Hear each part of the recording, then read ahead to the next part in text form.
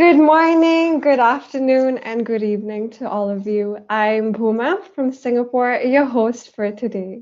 Before we begin, we'd really like to share how happy we are that you took some time out of your day to join us for today's session. Now, we're all set to resume the extraordinary series on Sustainable Development Goals, SDGs, what they are, how we can get involved, and so much more. We hope you enjoy the session and make the most out of it. Like we said, your questions will be answered. To provide some background, Sustainable Development Goals, which I'll now refer to as SDGs moving forward, were adopted by United Nations member states in 2015 as a universal call for action to transform our world by 2030 by taking efforts towards solving various global issues and promoting peace and prosperity among millions. Now, as we focus on SDG number 7, which is achieving affordable and clean energy, a smooth transfer to renewable energy is an essential shift that will develop our technology and also protect our planet, saving the lives of millions. Let's become a part of this journey of change, exploration, and hope. Join us as we go on and get inspired by our change makers driving change in their local and global communities. Today, we'll be having a panel discussion followed by an interesting and interactive workshop to enable you to not only learn, but also to take part in engaging activities that would take you one step closer towards achieving SDG 7. Without further ado, let's begin. Now, before we start the session, we have a few Menti questions for you. So I'd like you all to go into www.menti.com and insert the code you see on the screen.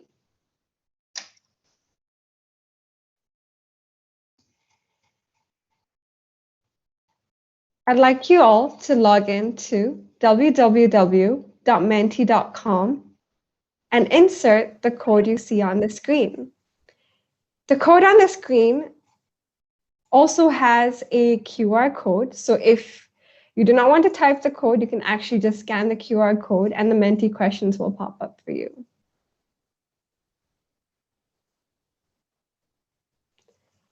So just take a quick few seconds to write the code or to go in through the QR code. Now, the purpose of the Menti is just a way for us to get to know our audience a little bit and also your motivations for joining us today. We know you're joining us from different countries and you have different motivations, so we really like to get to know you guys a little bit. So it looks like our first question's up. So where are you guys joining from? Excited to see how many countries would pop up on the screen today. I hail from Singapore. It's about 10 p.m. here right now, and our panelists come from different countries as well. So looking forward to seeing where you guys are coming from today.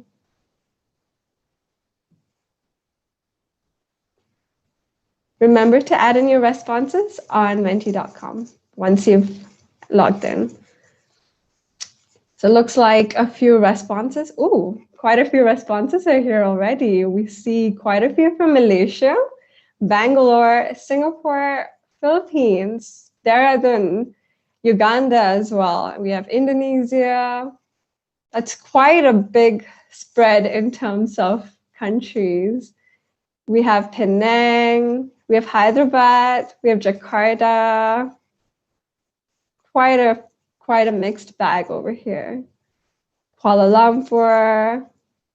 Where else? More options.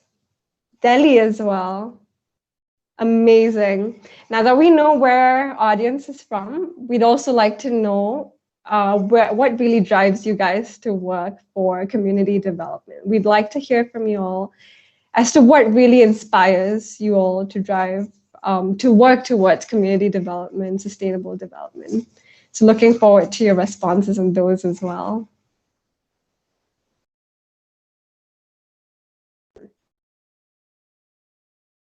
You can be brief. use 2 words, 3 words, maybe just 1 word to describe it, or long sentences, up to you. I can see some responses coming up. Create a sustainable future. Love for the PPL, people, I suppose. A harmonious world, definitely. It makes you happy, for sure.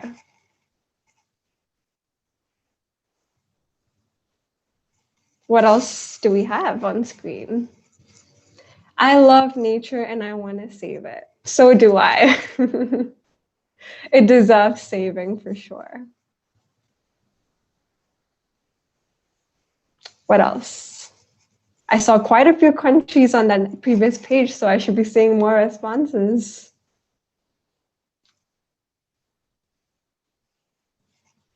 Let's see. Love for the nature emojis. It brings peace and prosperity to the masses, most certainly. It's a common goal that helps to unite humanity with nature.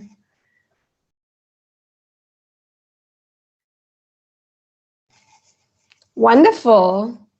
Quite a few responses here. Well, it was very lovely to hear from you all. I guess it's time to start our panel discussion. So our first panelist for today is Mr. Kakembo Galabuzi Brian. Mr. Kakembo is the founder and executive director of the Waste to Energy Youth Project and WEYE Clean Energy. He has empowered over 800 youth and women to start and run briquette production units and plastic waste recycling businesses, saving over 1,080 trees annually. His innovative social business models have received accolades both domestically and internationally, including the Commonwealth Young Person of the Year 2020. And our next panelist is Mr. Ayush. His work is a resounding confluence of entrepreneurship, education, and social change. As a crowdfunding coach and learning programs manager at Start Some Good, his experience spans across a multitude of industries and geographies with a looming degree in business administration at SB Jain School of Global Management. Ayush has also worked with over 30 early-stage startups while helping run operations at Spark Deacon Accelerator in Melbourne and Techstars in Bangalore. Ladies and gentlemen, help me welcome our dazzling panelists for today. Welcome, Mr. Kakembo and Mr. Ayush. Thank you. Thanks, everybody. How are you both doing today? Amazing to have you both here. I'm doing okay. And I'm really glad to be here. Amazing, amazing. Since you spoke first, Mr. Kakembo, the first question goes to you for our panel discussion. Mr. Kakembo, do tell us more about what inspired you to take up these huge initiatives dedicated towards achieving SDG 7. I actually grew up in an island in Lake Victoria. It's a really small island, very rural, and we had a challenge with energy, cooking energy, basically. So the island doesn't have access to main grid electricity, and also we don't really have LPG coming in. So we depend mainly on the firewood and charcoal.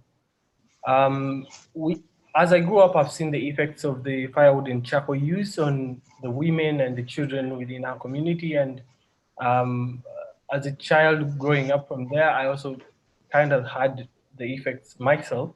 So I had to kind of rise up to the challenge as I grew up, and I got some good education. I decided to rise up to the challenge and ensure that the people like me in such rural areas can also be included in SDG 7. They should also get affordable, reliable, and modern clean energy so that we can get away from that era of unclean cooking. That is super inspiring. You're one of the very few in the many millions who've decided to take one step towards these initiatives and make a difference to the women and children who were previously facing such issues in the past due to coal and other materials. But yes, thanks for your response. Now, Mr. Ayush, I'm not going to spare you. As an expert in crowdfunding, can you tell us what projects you have supported that have brought about a change in improving energy initiatives? Yeah, totally. We've had campaigns from all over the, we've had campaigns from all over the globe working on energy poverty, clean energy, and making it accessible for people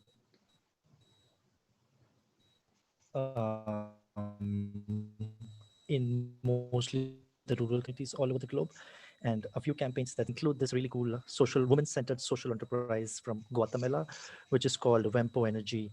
And they're trying Hmm. to solve energy poverty in the Latin American region. And so what they do is they approach primarily off-grid consumers and provide them with appropriate, affordable energy technologies such as solar lamps, home energy systems, and clean cooking.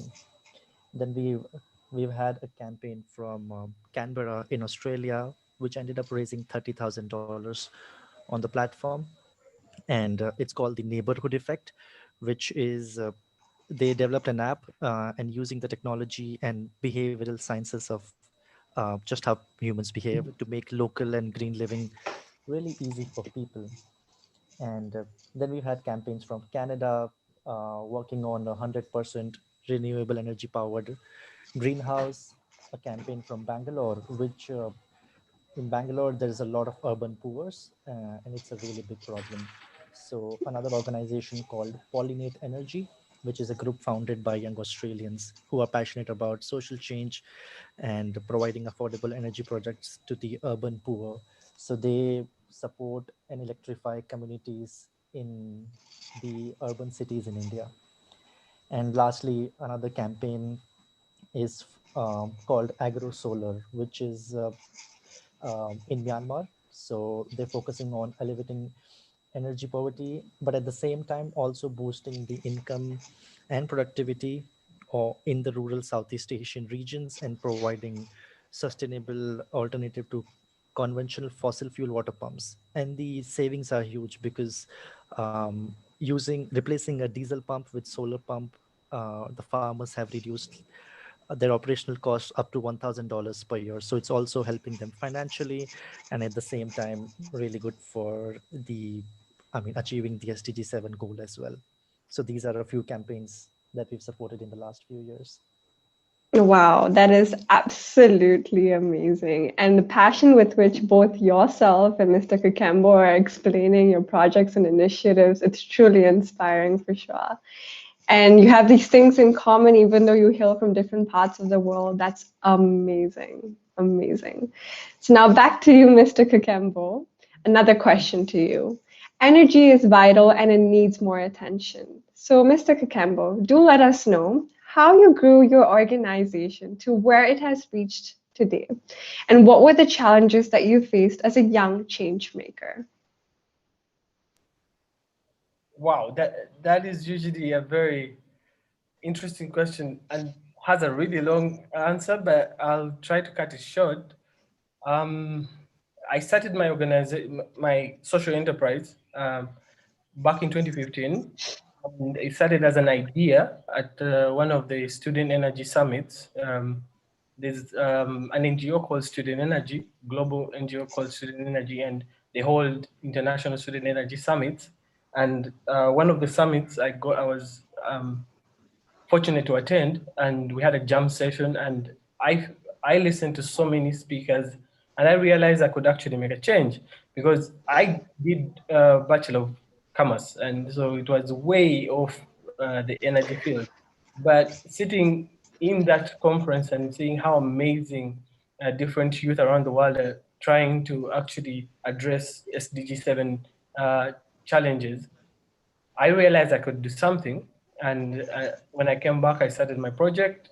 Of course, I didn't really have money because I was from, first of all, a rural area and I was a student. So I started with my own little savings, family support.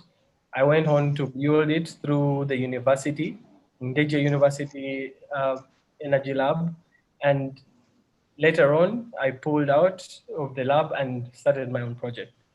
Some of the challenges are first, definitely financing. And I think that's Ayush's area of expertise. Financing has always really been a challenge, but what we do is that we we have a we are so passionate about the project. So even if finances are really giving us a hard time, we still find a way around it. One of the ways I've actually been able to get around financing is that I've been able to appeal to different donor agencies, different community-based organizations, NGOs, and show them the environmental benefits and also show them the social benefits. Because we train youth and women and they get employment. Beyond that, we are trying to reduce the firewood being consumed, hence reducing the deforestation. So if you show them the environmental benefits and then they will give you the support, even if it's not financial, even if they give you physical support, that is something that you can pull together and then start the project and move on. Right now, we started with probably, I remember making like $100 per month, but right now we are able to even make 10,000 US dollars a month. Yeah. Wow, wow, wow. Interesting how you've mentioned that you did a Bachelor of Commerce, but one seminar and one talk has really truly changed your trajectory for the rest of your Yeah. career journey or your life journey. And that bit you brought about financing, what are your thoughts on that, Mr. Ayush, since you're an expert in crowdfunding? Yeah, I think that's a very inspiring story, Kakembo. Um, and I think one of the biggest challenges that early early stage grassroots organizations face is the money. I mean, we all can say that money doesn't matter, but if you're starting to do some good, money really is important. And what organizations at this level face is the scarcity of money, first of all, to invest in starting an operation and then making money. So that's why what we do at Start Some Good is help grassroots organizations using innovative ways to change the world. It could be a small project just helping their own community, or it could be a campaign at a global level. So I'm glad to hear your story from $100 to $10,000, Kakembo. That's a massive growth, and really congratulations to you for that. Definitely, definitely. Truly inspiring. So, question to you, Mr. Ayush. So, we're curious, how did your journey really begin in aiding communities at large and helping those who want to change? Like, where did this start? What's your inspiration? Right. It started about 3 years ago. While I was in Bangkok, I was a part of the United Nations University Scholars Leadership Symposium while I was representing India as a delegate. And before that, my life had been really privileged. I had access to literally whatever I wanted, and I was living in Sydney at that time. And prior to that, I was living in Singapore and Dubai, and I did not really realize the challenges that many people face in the world. So while I was there, I met that event had more than 1,000 people from all over the globe working on various social change issues. And we also had a chance to hear from global leaders who are doing good and who were there to motivate young people like myself to do good. And the experience opened my eyes to the vast world of social entrepreneurship and the opportunities that we have to do good in this world. And so, yeah, following that, I returned to Sydney and started interning and volunteering at various social change organizations and tried finding where is it that I can make the most impact. And well, after a few searches and a few jobs, I finally found this role that I currently do, which is the crowdfunding platform. And again, just reiterating my point that funding is a major barrier for many change makers. I've heard lots of great ideas which fail to make an impact because they did not have the sufficient funds to start with. So I thought global capital, when deployed wisely, has the power to solve important problems. And I decided, well, this is what I want to be a part of. And so that's what I'm doing now. That's a very interesting journey, different steps that you've taken throughout your career journey to get where you are today. And it's really nice to see how you're educating more communities on the importance of not only being passionate, but also knowing that there are resources out there on how to get financing, how to tap on what's out there already before questioning how else they could bring in their ideas to the sustainable world we have today. So another question to you, since you've just shared your journey with us, what is one important quality that youth of today and tomorrow can practice in making SDGs a sustainable reality for now and generations to come? Wow, that's a great question. And that's a hard one to answer too. But I think the first one is, I think being innovative and constantly being a self-directed learner, because things are changing quite rapidly in the normal world in technology, but also with the SDGs. Things are moving quite fast. The numbers keep changing. So it's important to stay up to date with what's happening. And that's what I constantly tell myself and others who talk to me, that keep on educating yourself on all the SDGs and all the things that are happening all over the world. And another really important thing is to check if your own behavior is on line with the goals, because most times what happens is, and I've noticed myself do that too. I say use less plastic, or like climate change is a big issue, and then I see myself buying a plastic bag from the grocery store. It has happened in the past. I don't do it now, but it's just something that the youth, especially, can do more of: educate themselves, learn constantly, and then check if their own behavior is in line with the goals, and then only they can share it with the other people and ask others to follow, and make a change. Awesome, awesome. So, audience, three qualities that Mr. Ayush has shared: having a learner's mindset to always educate yourself. Second is to have the innovative mindset or just keep up to date on innovation that's out there. And finally, to incorporate habits and behaviors that would really allow you to reflect the activities that you're doing in the change that you're trying to drive as well. Thanks, Mr. Ayush. Final question to you, Mr. Kakembo. On the 17 goals set by the United Nations that are aimed to be achieved by 2030, what are your plans and ideas to help accelerate the process? Well, SDG 7 being one of the SDGs that is in the center of most of the SDGs, because if you look at addressing health issues, sanitation issues, if you look at addressing employment, uh, all of them can kind of stem around energy.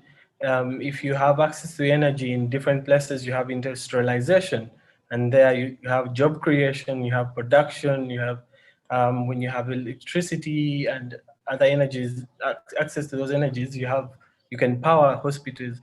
So my my greatest focus will be on kind of like accelerating the implementation of SDG 7, making sure that different mothers have access to clean cooking, right? So that they don't have to go through the respiratory illnesses that come with cooking, with unclean cooking. That so I'm contributing to good health, right? Providing jobs by training more youth. I'm contributing to economic growth and, of course, employment. So if I believe, and I always tell people this, that I believe that if I bring energy projects to my community, to different communities, to different countries, they come with other benefits. They come with climate action, right? They come with employment. They come with good health. They come with waste management, especially waste to energy technologies. So um, I will focus on SDG 7, and the secondary benefit will be implementing all the other SDGs. I'm actually really glad you mentioned that, Mr. Kakembo. Often when people are trying to drive change in sustainability, we always think it's only to do with nature, only to do with protecting the environment. But there are these added benefits, like you've mentioned, providing employment for communities, providing good health for those in need, and even for healthy individuals to make them healthier, right? So it's not just about preserving the environment, but there are a multitude of benefits that come along with that as well. So I'm really glad you shared that answer. So thank you both. Thank you, Mr. Kakembo and Ayush, for providing us your interesting and insightful panel discussion. And we will move on to workshop time. So our first workshop session will be with Mr. Kakembo, and I'll give you the lead. So just before you present, just like to quickly share that for those of you who have just joined, all the sessions will be done through menti.com, and the code will be shared on the screen along with the QR code as well. So please do insert the code into menti.com in order to interact with our speaker, Mr. Kakembo, followed by Mr. Ayush, so that you can truly be engaged in the workshop that follows. So over to you, Mr. Kakembo. Thank you. So let me share my screen with everybody.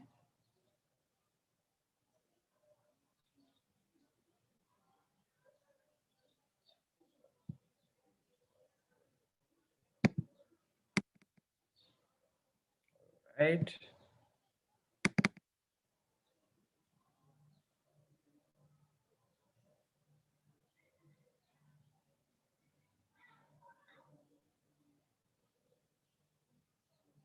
Right. So let me get this here.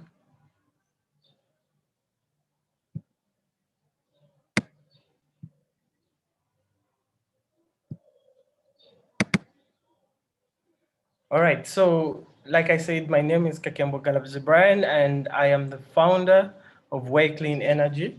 And my session today is going to be focused on understanding your contribution to SDG 7. There's a common understanding, that there's a common belief around the world in very many places that I've been to, that the SDG 7 is complex term designed for the United Nations and different NGOs in that bracket to implement. But understanding SDG 7 helps us to understand what we can do to contribute to it. And to understand it, we need to understand the targets within SDG 7. One of the targets is to ensure universal access to affordable, reliable, and modern energy. And it's the core of SDG 7. It's the very, very core of SDG 7. So we have to build different projects within the world to ensure that people have access to electricity, people have access to clean cooking, people have access to cooling systems, and all this comes with energy. Of course, we also have to increase substantially the share of renewable energy in the global energy mix. We also have, we're looking at doubling the global rate of improvement in energy efficiency, and also, of course, enhancing international cooperation to facilitate access to clean energy. We look at research and technologies, especially in renewable energy. Then we look at expanding infrastructure and upgrading technologies in supplying renewable energy, of course. And those are the core targets that we have to achieve by 2030. And I want us to kind of understand, kind of break it down and simplify it a little bit, right? When we look at renewable energy, we are talking about wind, we're talking about solar, we're talking about biomass, we're talking about geothermal and hydro, right? Different regions around the world, different geographical locations have different resources. And basing on your resources, you can do a project that can contribute to SDG 7. How can you contribute? There's so many ways. Very first way is create awareness or educate. I remember we actually discussed this. Create awareness, right, in your community. Do your parents know about SDG 7? Do your brothers and sisters know? Do your neighbors know? Do your classmates know? Do your workmates know? Talk to them, understand it. Talk to the managers, make them implement sustainable energy projects within your organization. Use some solar, use some wind energy. Do something. You can contribute in that way. You can also start up a renewable energy project or enterprise. Uh, for example, I started my way clean energy, and I'm providing clean energy to different rural areas and also businesses. Contribute or start a fundraising campaign. There's so many fundraising campaigns that are out there. They might be on Facebook, Twitter, or even on different platforms. For example, uh, our next speaker, Ayush, has different fundraising platforms. Contribute to them, right? Support someone trying to start a project within Africa, within Asia, within Europe, within America. Support their projects, right? Or start a fundraising campaign for them. Very many rural developing countries are facing challenges with crowdfunding platforms, right? Some of them don't have internet access. But if you get to know about them, if you've traveled there, get to know about them, start a fundraising campaign for them and get them some funding, right? You can also volunteer in these projects. I've seen so many NGOs, including Student Energy, including ISEC, that are kind of like working together with youth to take them to volunteer in different projects around the world, including energy projects. So please volunteer, sign up to these organizations, volunteer, and start up some good projects there. Do some capacity building. Those that are doing engineering, right? In colleges, India has so many engineering colleges. You have so many electrical engineers in the Middle East, in Asia, in Europe, in Africa. If you are doing such courses, you have the knowledge and the technical know-how. You can share it with different youth around the world that would want to actually learn about this and implement it. Take up a career in renewable energy. Like I said, I did my bachelor's. I did BCom, and I majored in finance. But later on, I decided to move into energy, and right now I'm doing my MBA focused in energy and sustainability. So I've moved to the direction of energy, SDG 7, and so you can do that too, right? Influence policy through events like international energy summits, youth participation within different NGOs. For example, we are having sustainable energy, the SE for All Youth Summit coming up this February on the 9th. Please sign up, discuss, tell the NGOs what your opinions are, what your challenges are, and then these opinions and challenges will be forwarded to policymakers, and the policies will be adjusted to actually help you be able to contribute to SDG 7. Then the financing of renewable energy projects.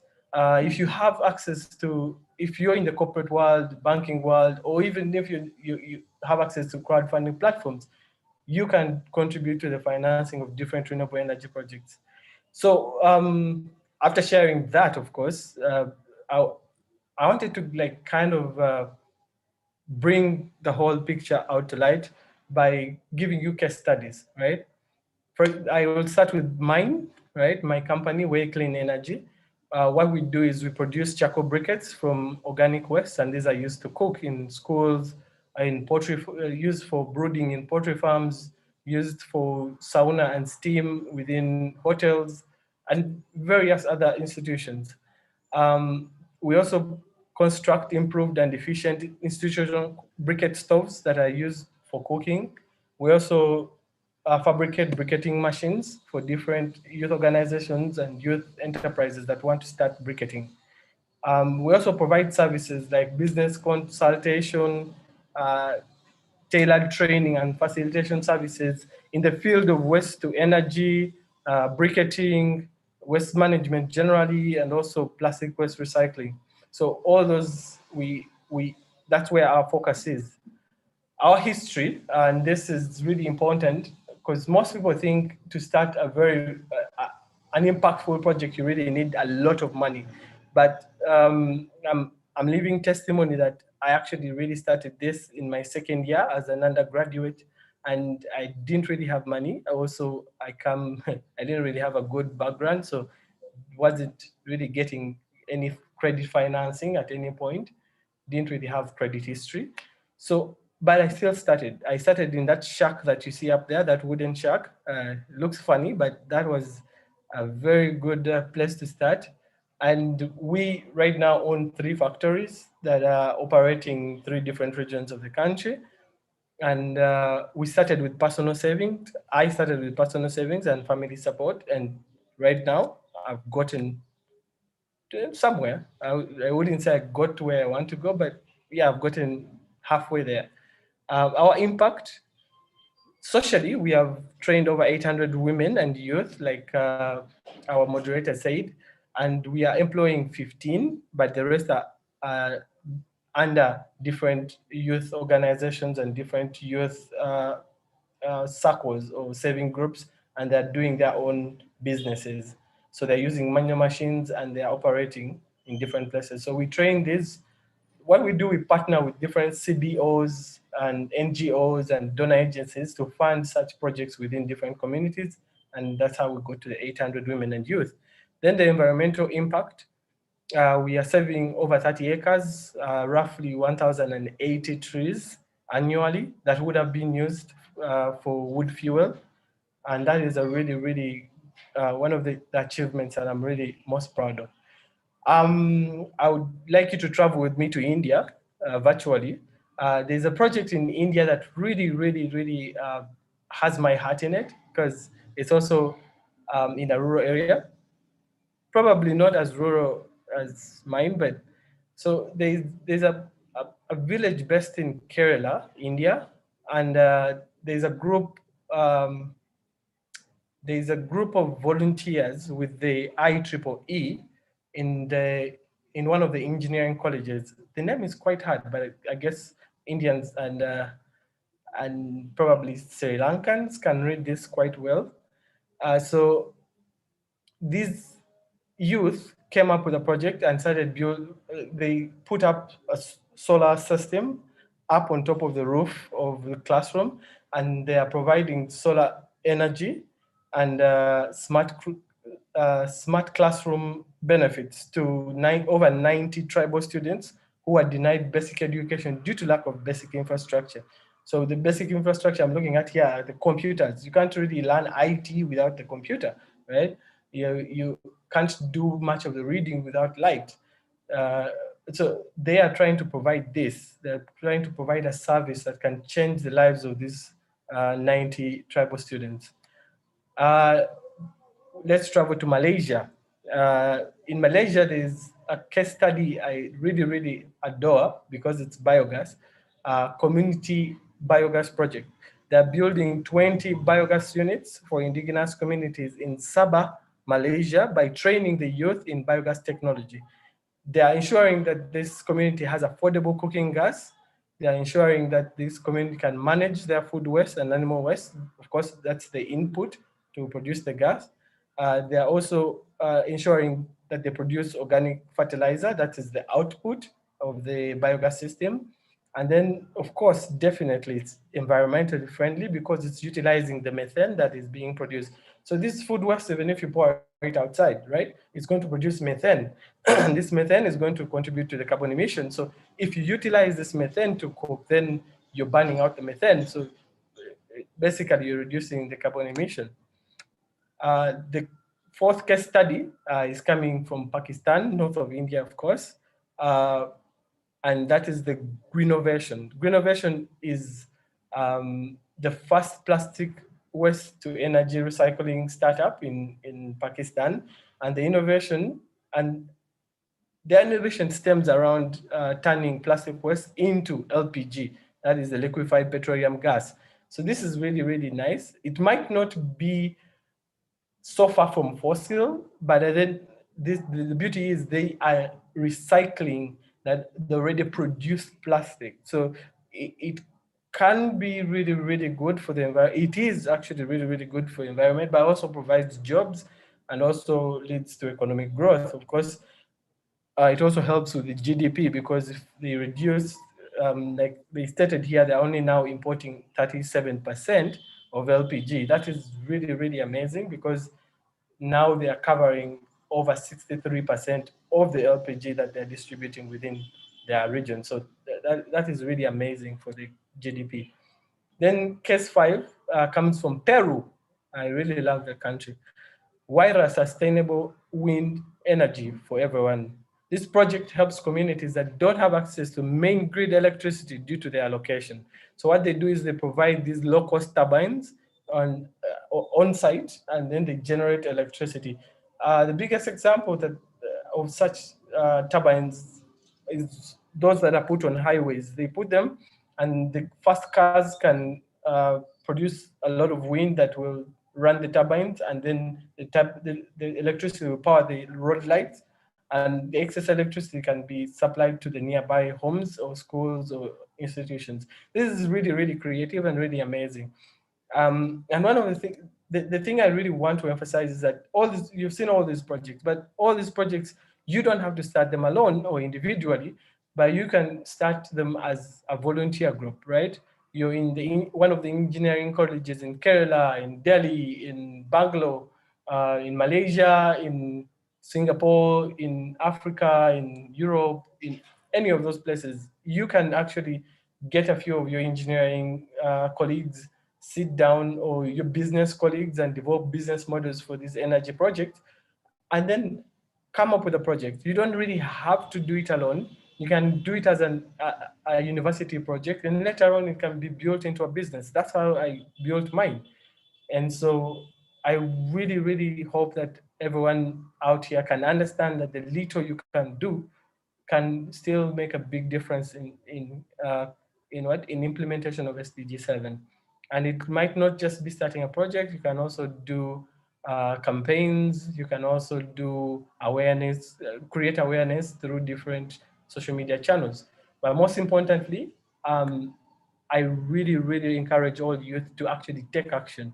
Yes, we are so good at social media talking about SDG 7 and all, trying to condemn those that don't actually implement different policies, but take an action, right?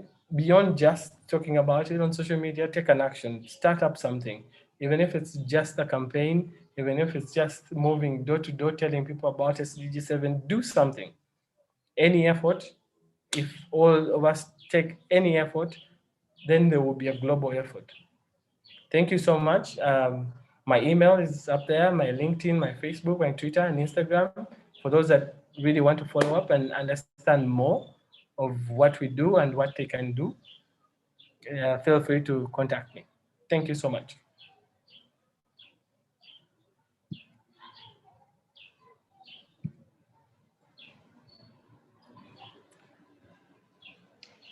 Thank you, Mr. Kakembo. Thanks a lot for sharing the many different ways we can take action towards contributing to the goal, be it in an educational capacity by creating awareness or also by volunteering with actual projects.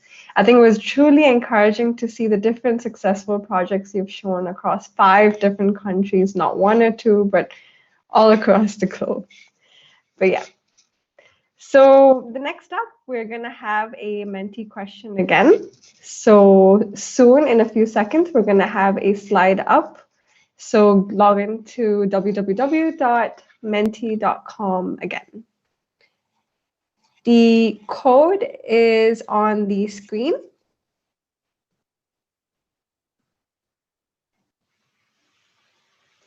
And just log in with the code or via the QR barcode on the screen.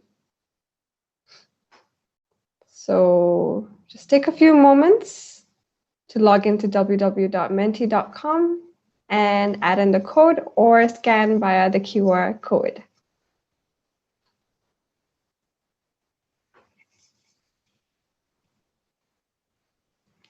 Awesome. So the questions should be popping up in your Mentee anytime now.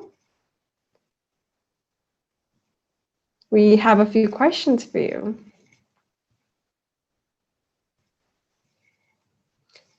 Great. Our first question for you. What are some of the energy needs in your community or country?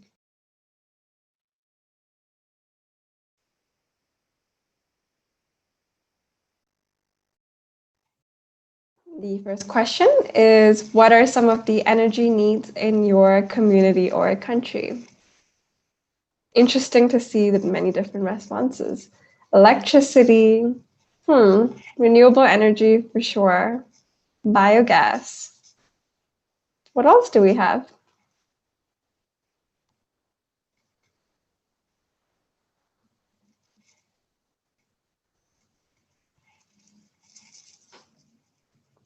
Few responses are coming up on the screen. Clean cooking, something that Mr. Kakembo has also mentioned earlier in his workshop.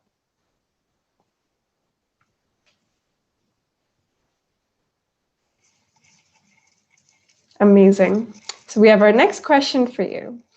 With your current knowledge of SDG 7, what energy project can you start to address such needs?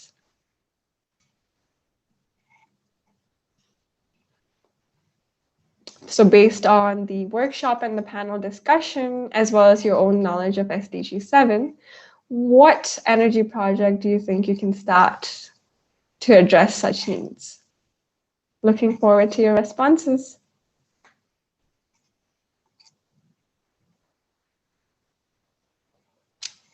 As Mr. Kakembo shared, there are many different ways you can do it. You may not necessarily have to do an entire project from start to finish. You can just create awareness for something. If you're working in the banking sector, you can leverage on the resources you have to provide financing. So what sort of projects do you have in mind? Looking forward to your responses.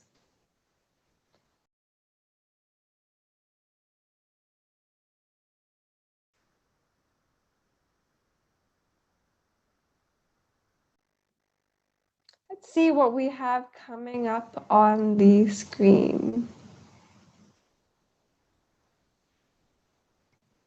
Again, one or two words are fine, or an entire line, up to you. All right, so 3 responses on the screen.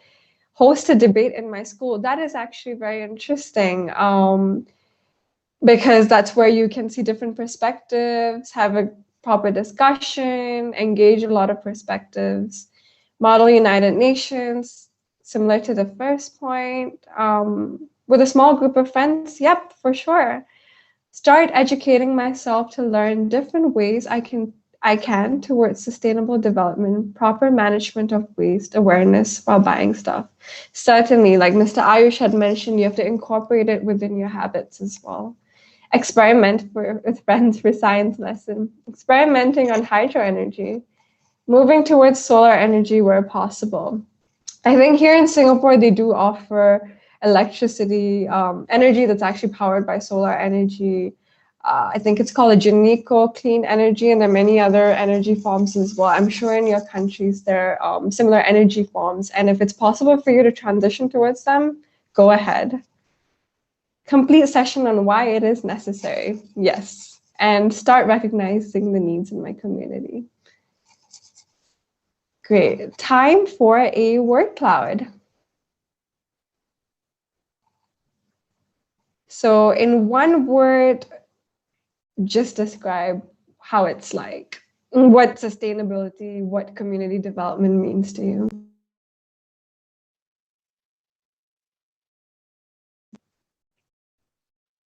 Just one word.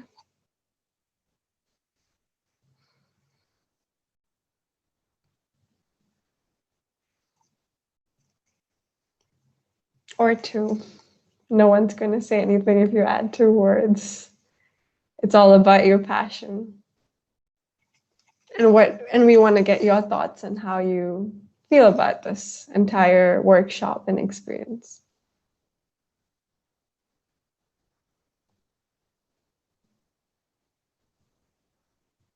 Okay, looks like some words are slowly popping up.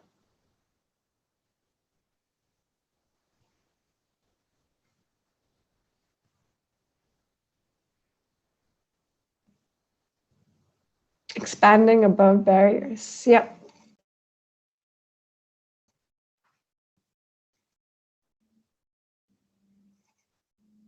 sustainable future, love for nature, climate action. They all have similar themes, I guess, in this word cloud. And another question, what are you most likely to do to contribute to SDG 7 after this session?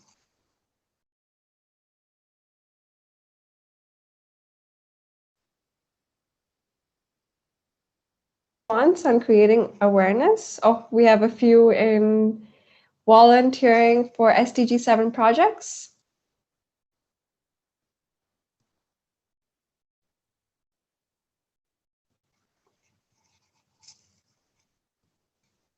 What else do we have? Looks like the majority so far is volunteering.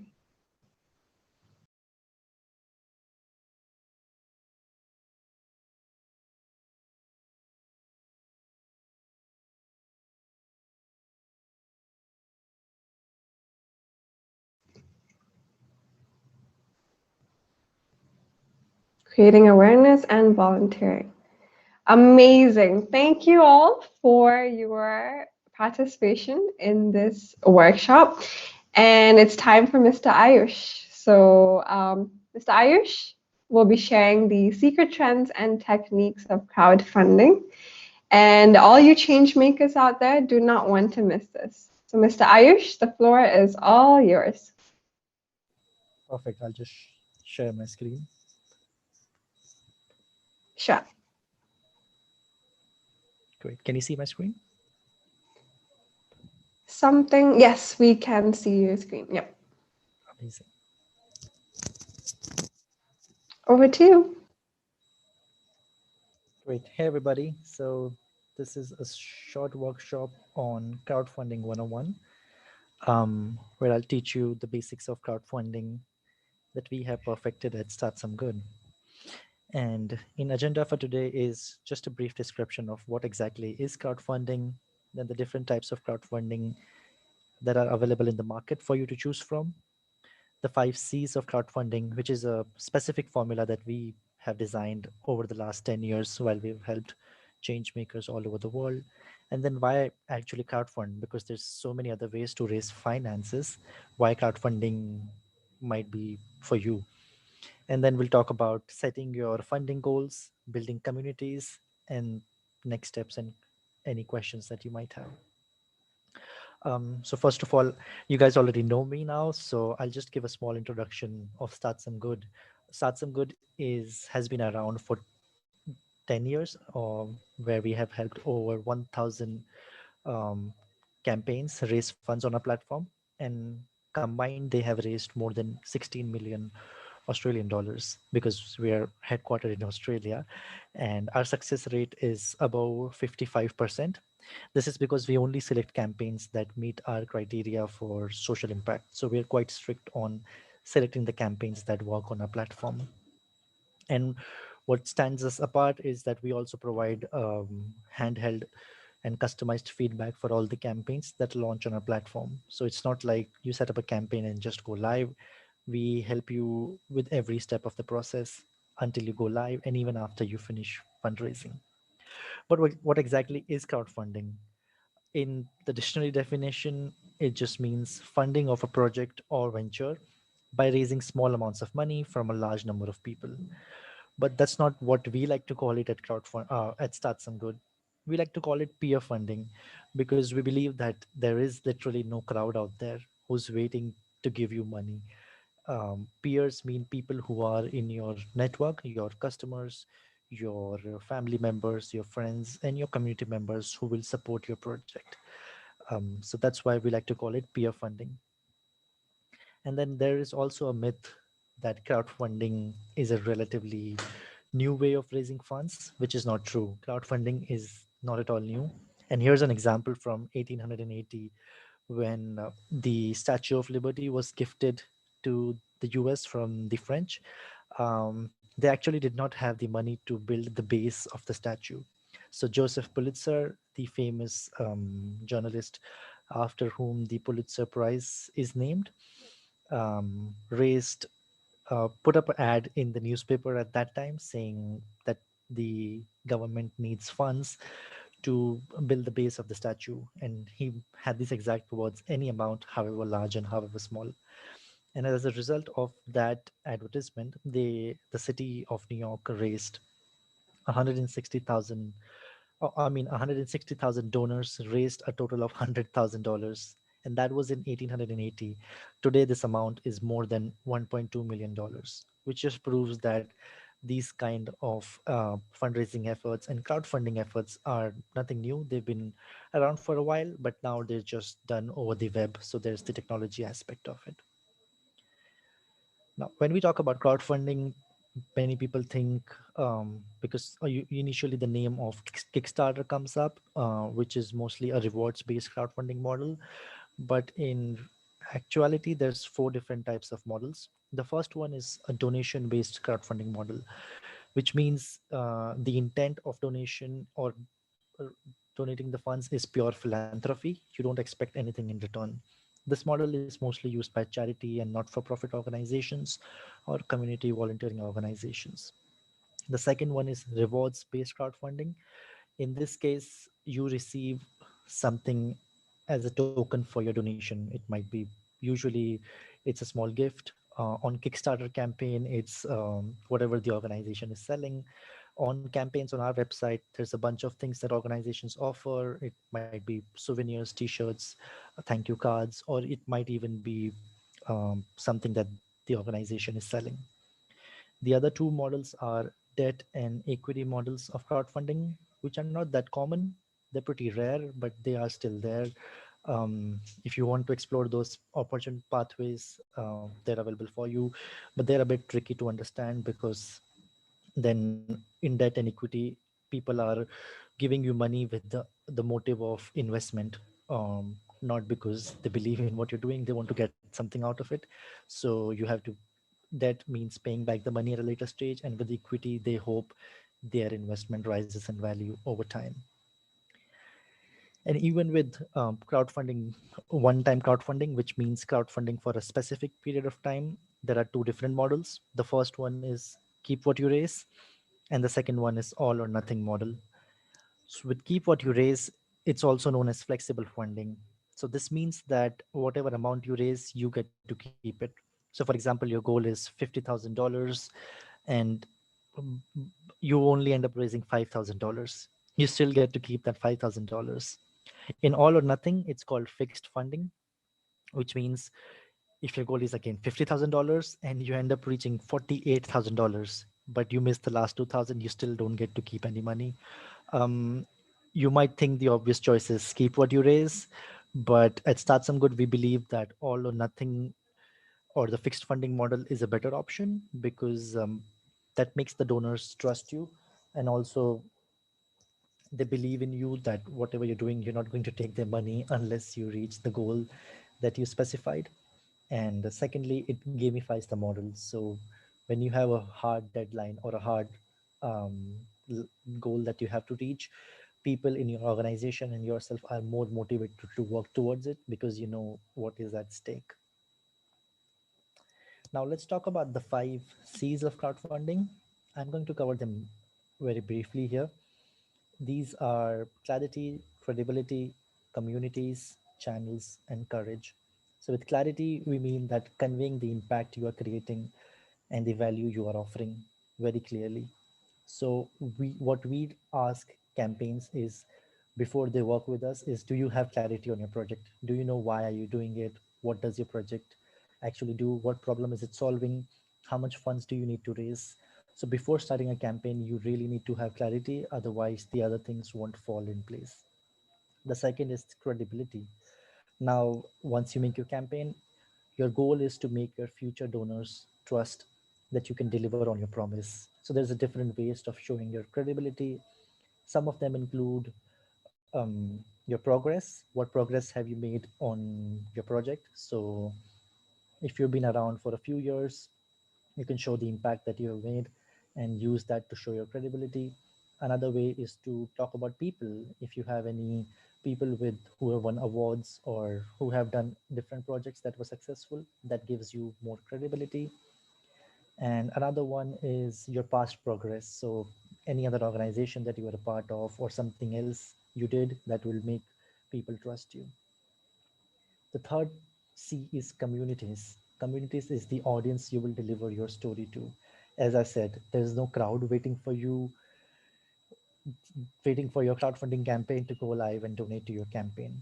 So you really need to work hard on building your community a few months before, ideally even a year before your campaign starts, if you have the time. Communities initially for early stage products include their friends and families, and their inner circle, but we'll discuss about communities towards the end in this workshop. And then the fourth one is channels. Channels is the way you will get your story to your audience. It's basically, I mean, kind of channels focuses on the medium of communication, the marketing channels that you will use.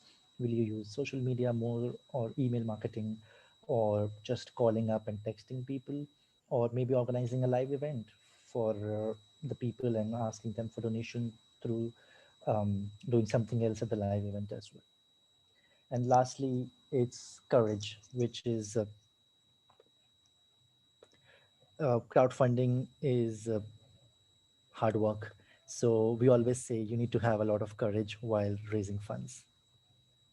But why actually crowdfund? Crowdfunding provides a very useful toolkit for innovators at any stage of the journey. So you can raise funds at the idea stage, at a prototyping stage, or at the implementing stage. So you have a variety of options in crowdfunding. We have had people raise funds, thousands of dollars, without even doing anything on the project, with just an idea, because people believe in those people and know that they can deliver on it. And sometimes an organization has been, we recently had a campaign from Sydney where an organization has been around for more than 30 years. And because of COVID-19, they did not have the operational funds to continue the work. So they ended up running a campaign and they raised $108,000. That's just in December. Third reason is it builds a community of people who believe in the change you're trying to make, who rally behind your project. Crowdfunding is not a one time thing. The people who donate to your campaign always stay connected to you and stay in touch with you. It might be just your consumers, but once they donate to your campaign and believe in what you're doing, they will always be behind you and spread your work through word of mouth. So it's more of community building organization. And lastly, even though crowdfunding is hard work, more than 70-75% of campaigns fail. It's not as hard as traditional venture capital raising, where more than 99.9% of people or startups fail. So if you're looking for different ways to raise funds, other than your savings and raising funds from family and friends, crowdfunding is the way to go. Now, suppose that you have a project that you want to work for, you have a team of people behind you, but you don't know how much money do you need. And this is really important because many times when I ask people how much do they want to raise, they tell me the biggest number possible, like $50,000, $70,000. And that's not realistic at all times. So what we ask people to think is how much money you need versus how much you can raise. So think about how many people do you have in your personal and professional networks. Write them down, write their emails and phone numbers and count the people. And then think about how likely are they to donate to your campaign? How much money are they each likely to donate?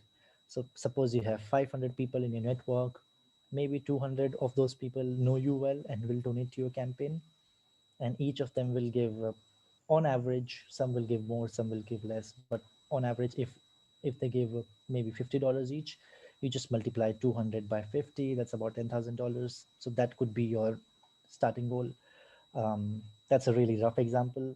The number will of course depend on your networks and the propensity to donate by each people, because it depends by country to country and community to community. And another thing to keep in mind while crowdfunding is communities. Um, we we have many people who start a campaign or start some good and say, why is no one donating to my campaign? Why are people not coming? And that's what we say, that no one's going to find you online randomly and come and donate to your campaign. It's all about the community that you have. So what you have to do is convene people, not convert people. And by that we mean is, don't try to find new people. In the case of clean energy, don't try to find people who don't know anything about SDG 7 and then teach them, "Hey, this is what I'm doing, donate to my campaign, learn about SDG 7." When you're fundraising, your goal is to convene the people who already know about SDG 7, and there's a lot of people who already know about that. So you try to find people who already know about clean energy, renewable energy, maybe partner organizations who are working in that space, and then try to tell them about what you're doing, because they will relate to your project much better than any random stranger on the street. So we have this small diagram which says the peers, the tribes, and the crowds. So peers means your inner circle, which is your friends and family, your customers. Tribes is people who care about the same thing as you do, the extended network which you might not know personally, but are related in the same field. And then there's crowds. Crowds is something which we ideally don't care about, because, well, you can't sell something to everybody. So your focus should be on tribes. So think about, where are these people? What channels do they use? What do they care about? And why will they support you? What media do they consume? So while you answer these questions, it will help you understand the nature of your community, and then decide the next steps on, after this step happens, after you've set up your campaign and you're thinking about your marketing and outreach plan. Now that covers the basics of crowdfunding. You just scratched the surface, but I guess this is more than enough if you have an idea to get you started, to think about, be clear with your project, and then try to establish credibility with your story and your video, and then set reach a realistic goal, and then find the communities and the people who will donate to you. But before I finish, here's just a small case study of a campaign, the local electricity project, who raised around 48,000 pounds last year, early last year. So this is before COVID, that they were able to raise a huge sum of money. And the problem over there was, well, people don't have access to electricity. In Zambia, as the stats here say, 95% of people in rural areas don't have access to electricity. But at the same time, there are lots of amazing people there, people who have built their own wind turbine out of a satellite dish. So they're really resourceful, and people who know much about electricity, and they also have a lot of resources. So the people behind this project noticed that, why do we still don't have access to electricity? So they decided to solve this problem, and their solution was to launch a program to teach locals basic electronics, and things such as programming a microcontroller or designing an energy system, which leads to affordability, because the things are all local, they have the resources available, they know the people. There's also reliability, because it's no foreign company coming and selling them new products or new technology. It's the people they already trust. And then there's also sustainability, less e-waste. So what they did was, they partnered with institutes in UK and Zambia to develop their program, and ended up raising a total of 48,000 pounds. And this is how their use of funds looked. It's really important to know where you need the money. So they said $20,000 for employing the directors and trainers for the program, 10,000 pounds for all the electronic equipments for workshops, 10,000 for venue hire, and such and such. So this is an image from the campaign itself, which I copied from their campaign on our website. And this is a wind turbine that they created, and there's a few more pictures on there. If you want to check out more such campaigns, just head up to www.startsomegood.com, and you can see the live campaigns and the past campaigns that we have had on our website. So that is the basics of crowdfunding. If you do have any questions, definitely feel free to email me at ayush@startsomegood.com. But even if you just go to our website and go to the academy, you can find a lot of resources that will help you upskill. We have a free YouTube course and a few free courses that you can check out if you want to learn more about crowdfunding. And I think I saw a question pop up in the chat. I can't open the chat though. Thank you, Ayush. I'll ask the question on behalf of the audience member. But before that, thank you so much for your enriching workshop on crowdfunding.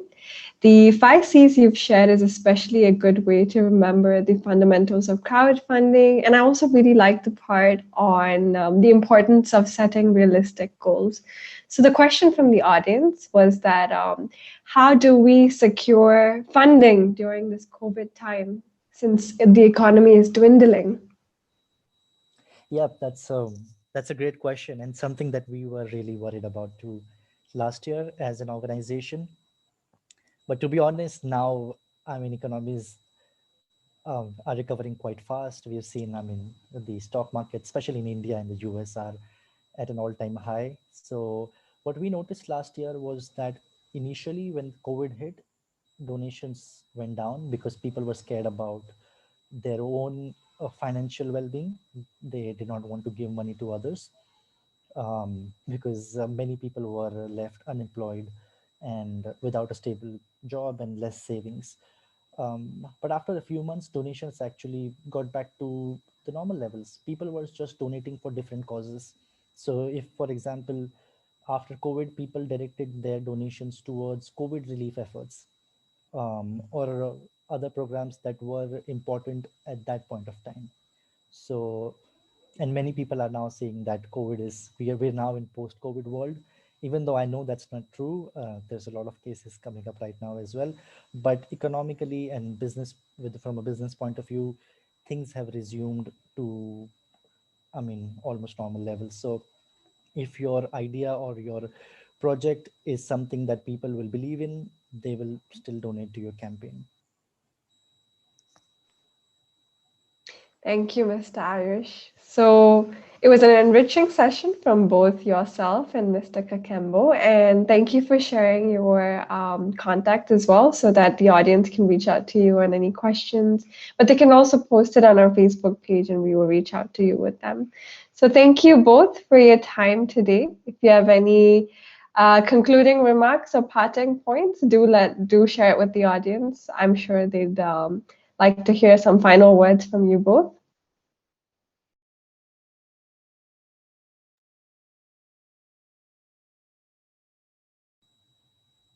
Oh, I think there was another mentee that we had to do.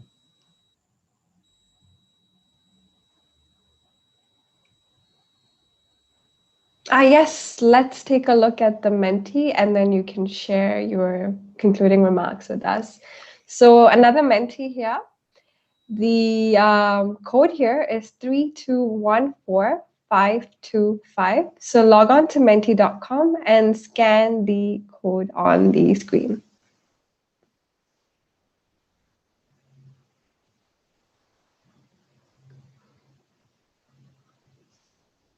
Alternatively, you can also scan the QR code that you see on the screen as well.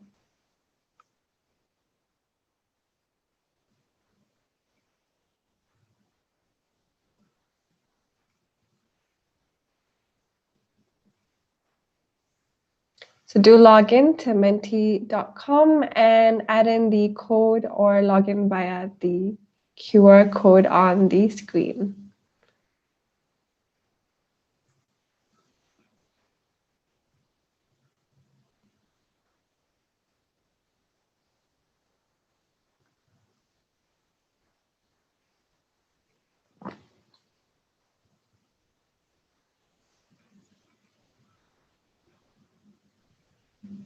So our first question on the screen seems to be choosing some sort of spirit animal.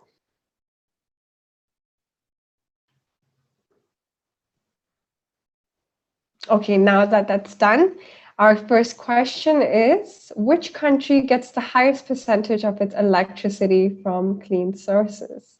So it's trivia time.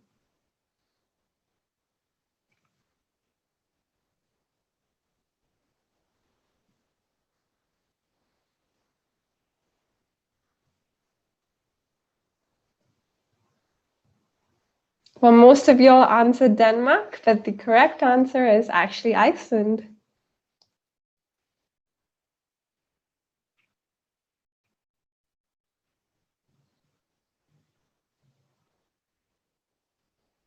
For our next question,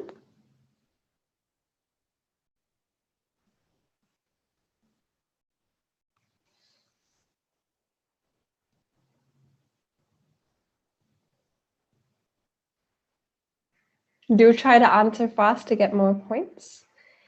What percentage of the world's population has access to electricity? Interesting question.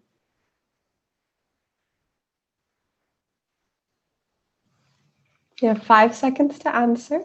3, 2, 1. So most of y'all answered 67%, but it's actually 87%.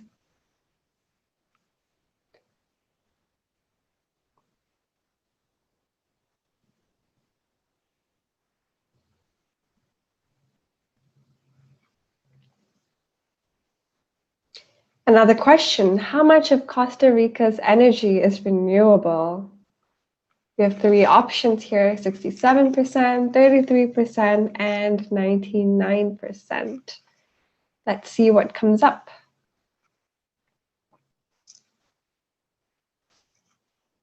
Most of you said 99%, and the answer is correct. Impressive.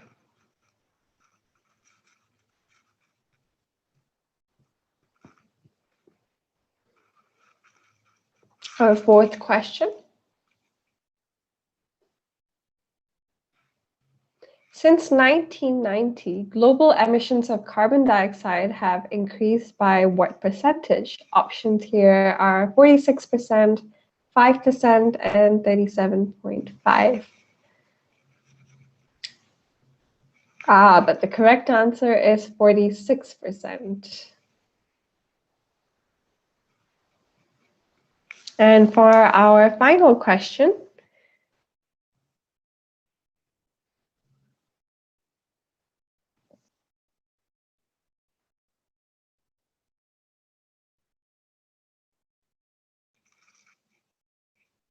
which of these countries has not vowed to use only 100% renewable energy by 2050?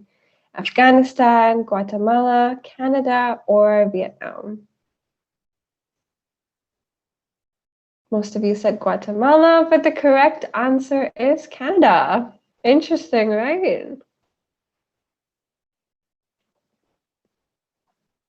Great. That was an engaging Menti question. So if there are any parting remarks from Ayush and Kakembo, go ahead for our audience.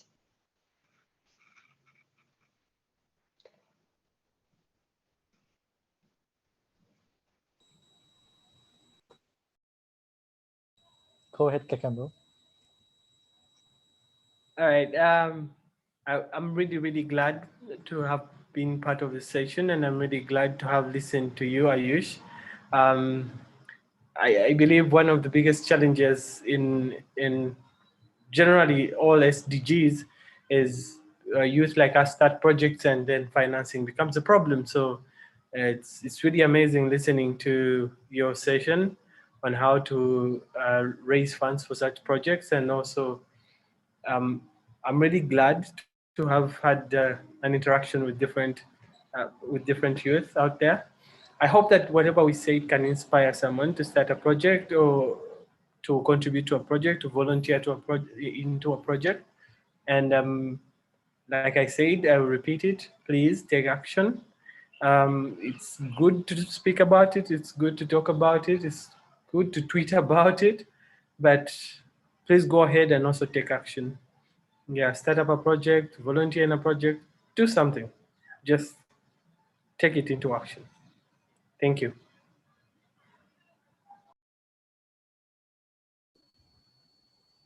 Yeah, thank you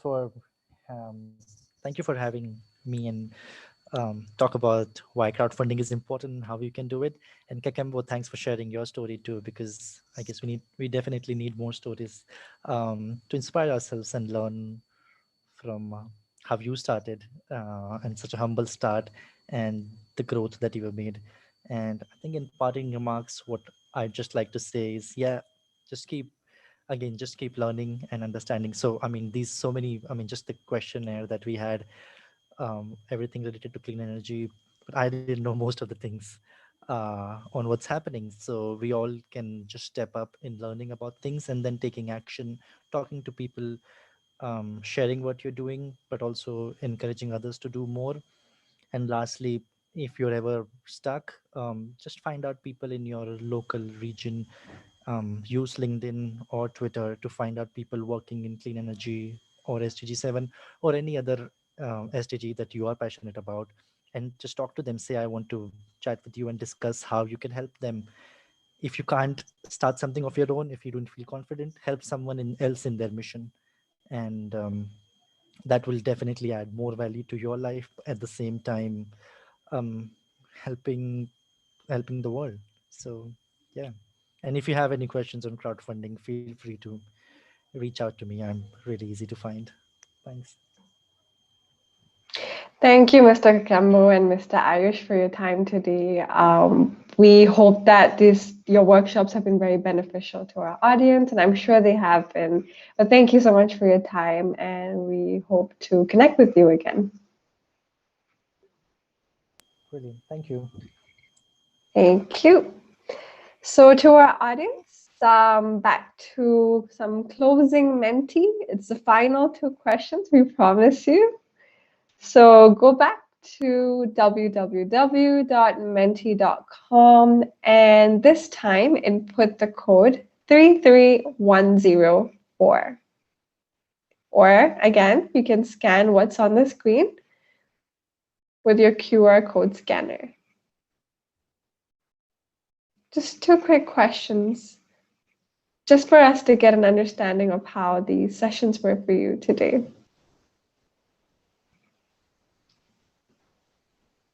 So once again, log in to www.menti.com and input the code 33104 or scan the QR code that you see on the screen. So the first question, what does sustainable change or development mean to you now at the end of the session?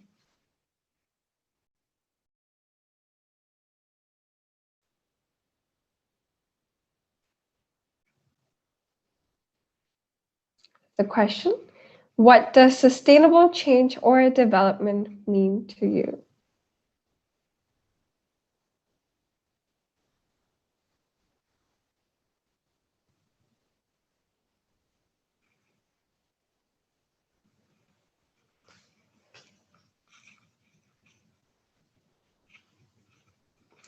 Clean energy future.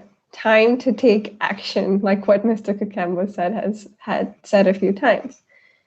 Bringing peace, happy faces, helping others in need, making a change, sustainable future. That it's possible. Some responses. Looks like the audience was very much engaged during the workshop. Let's see. The next question. Now, what qualities of altruistic personalities inspire you? What qualities of altruistic personalities inspire you? We've had two amazing personalities here today. So what has inspired you?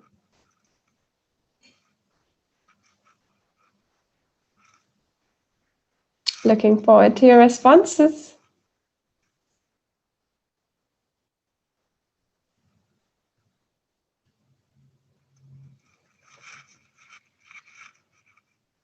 Okay, looks like some answers are coming up soon. Gratitude, selflessness, inspiration.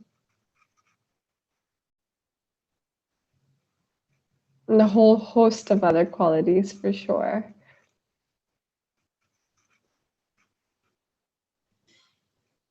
But I too completely agree with the three qualities out here. Do we have any other responses? Dedication, perseverance, passionate. We definitely see those qualities here as well. Courage, their wisdom, growth future.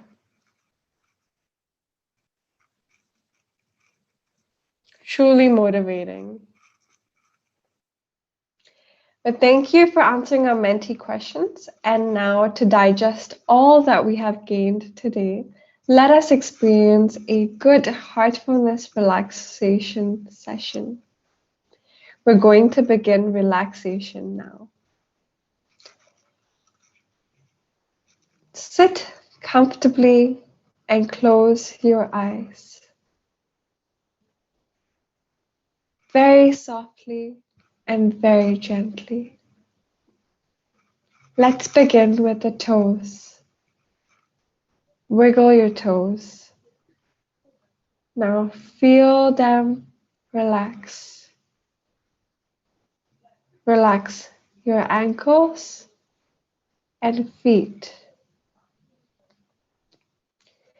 Feel energy move up from the earth, up your feet to your knees, relaxing the legs. Relax your thighs. The energy moves up your legs, relaxing them.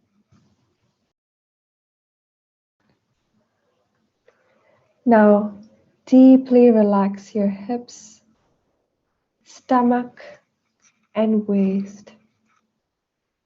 Relax your back. From the top to the bottom, the entire back is relaxed.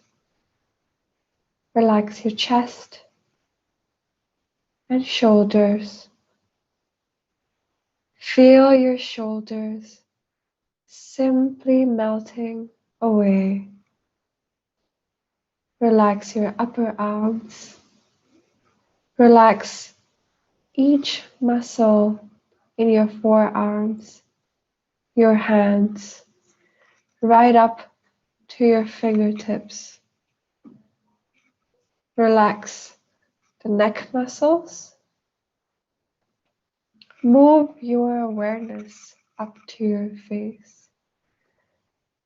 Relax the jaws, mouth, nose, eyes, earlobes, facial muscles, forehead, all the way to the top of your head. Feel how your whole body is now completely relaxed. Now move your attention to your heart. As you rest there, gently have the idea that the source of light is illuminating your heart from within and is attracting or pulling your attention inward. Feel immersed in the love and light in your heart. Remain still and quiet and slowly become absorbed in yourself. Remain absorbed within this deep silence for as long as you want until you feel ready to come out again. Relax.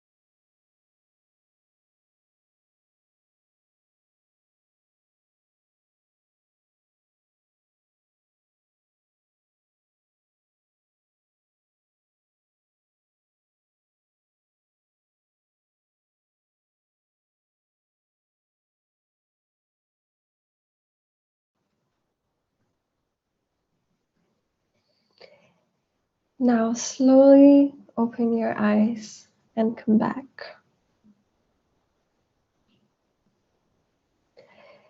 Thank you so much, everyone, for your participation. We hope you learned something new today and got inspired by our panelists to drive change in your local and global communities. Let's take this responsibility to change the future of millions and protect our planet. Strengthening our objectives and doing the best we can will impact the lives of many. With this, it's time to bid goodbye, leaving you to ponder about clean energy. Stay tuned for our next session as we explore SDG 8 on decent work and economic growth. Thank you, everyone. Have a great evening, afternoon, morning, night, whatever the time is for you. Stay safe and be happy. Thank you and bye.